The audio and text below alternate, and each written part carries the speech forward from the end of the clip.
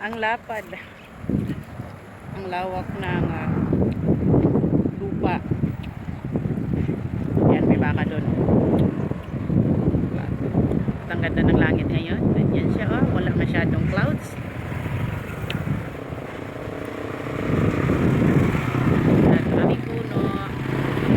Ang ganda ng panahon ngayon. Maaraw, mainit. Ganon.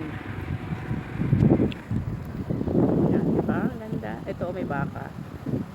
Yung baka nag-ano, nakahiga. Nagpapahinga ang baka. Ayan. Hello, cow. Tapos dito maliliit. Kambing. Ayan. Kambing po siya. It's a goat. Ayan. 3 kambing kumakain ng mga grass, ng mga damo. Diba? Doon sa kabila. Ayun. Ang daming baka. Mga baka po yan. Ayan o. Oh. Ayan. Baka. O diba? Baka din. Ang daming baka. Diba?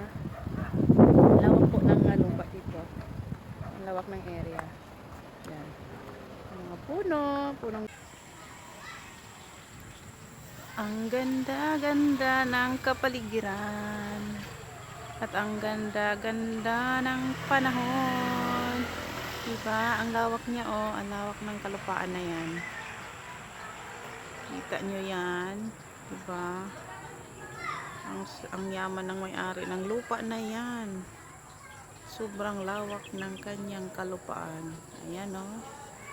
Diba? Property of Borlan po yan.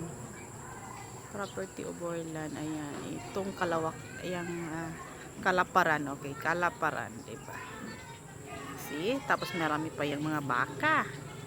Sa ngayon dahil hindi pa siya na-develop na gawing gawaan ng mga bahay. Dahil marami siyang damo. So ang nakikinabang muna ang mga baka, kambing, ganyan, yung mga hayop, yung mga animals na kumakain ng damo, o diba? Yan. Baka, kambing, yan lang nakakita ko sa ngayon. Ay, minsan meron ding karabaw. Ayan. Ngayon parang hindi ko alam kung may karabaw, parang wala ngayon. Ayan, diba? Yan, oh. Mga puti baka yan. Yan. Baka. Tapos ito meron ditong kambing. Ayan. Diba? Yung sa dulo baka. Kambing sa malapit. Diba?